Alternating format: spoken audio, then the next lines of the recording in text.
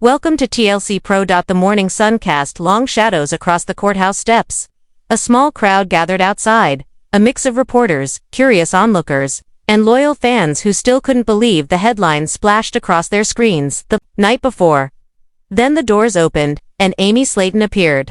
The woman, who once charmed millions on 1000 Dolby Sisters, no longer looked like the warm, approachable mother viewers had come to adore. Her face was pale, her eyes downcast, her expression heavy with shame.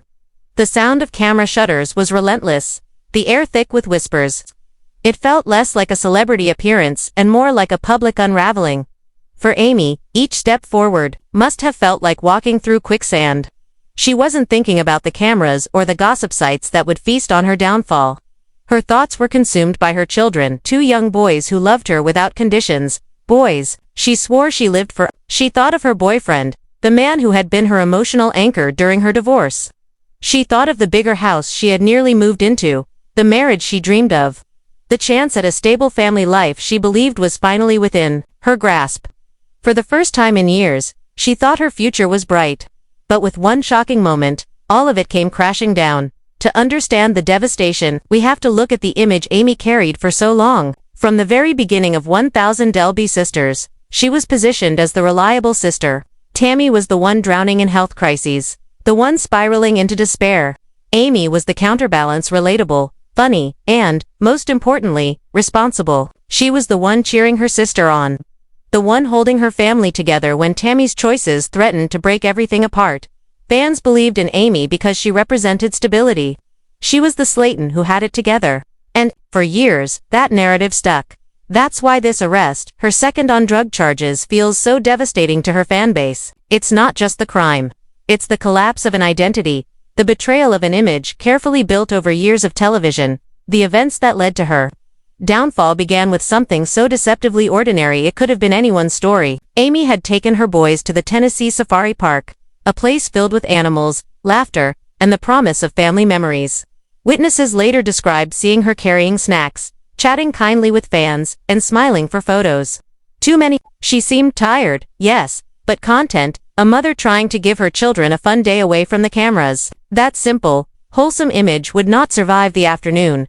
Near the camel enclosure, everything changed. In one terrifying moment, the camel lunged at Amy, biting her arm. Screams erupted. Parents pulled their children back. Staff rushed forward. The scene dissolved into chaos. Amy went from laughing to crying out in pain as blood stained her sleeve. Witnesses later described the scene as shocking, violent, and heartbreaking. A trip meant to create cherished memories had transformed into a nightmare. At first, everyone assumed this was nothing more than a bizarre accident, the type of strange headline that might briefly make local news. But the situation quickly escalated when emergency responders arrived. Police officers began asking Amy simple, routine questions. Yet something about her behavior didn't sit right. She seemed jumpy, defensive, her answers fragmented. Instead of the calm concern they expected from a mother recovering from a scare, they saw agitation. The more she spoke, the more red flags they noticed. Trusting their instincts, officers asked to search her vehicle. What they found inside shocked them, the public, and eventually, millions of fans. Within arm's reach of her children's car seats, police discovered marijuana and psychedelic mushrooms. They weren't hidden in a locked container. They weren't tucked away somewhere secure. They were openly accessible in the same car where her two young boys had been sitting. That discovery transformed the incident instantly. This wasn't just about a camel bite anymore. It was about child endangerment. Witnesses watched in disbelief as the scene unfolded. Amy cried, pleaded with officers, begged them to understand. Her children clung to her, terrified and confused, as police placed her in handcuffs. The emotional weight of that moment was unbearable. Some onlookers wept openly. Others, stunned by what they were seeing, raised their phones to record. Within hours, those videos flooded the internet. Social media exploded. Hashtags like #SaveAMYSKids and #TLC-Do-Something began trending across platforms. Longtime fans, who had once defended Amy during her divorce and supported her through her weight struggles, now expressed anger, disappointment, and heartbreak. They felt betrayed. How could the mother who said her children were her everything put them at such risk? This wasn't even Amy's first brush with the law.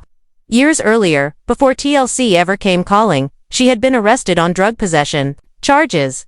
At the time, it was dismissed by many as a youthful mistake, a stumble she had long since left behind. But now, with a second arrest, that history carried a far heavier weight. To her critics, it wasn't a mistake anymore, it was a pattern. The Tennessee Safari Park wasted no time issuing a statement. They emphasized that the camel bite was a minor incident, handled swiftly and appropriately. The real issue, they said, was Amy's choices. Their message was clear: don't blame the park. This was about her.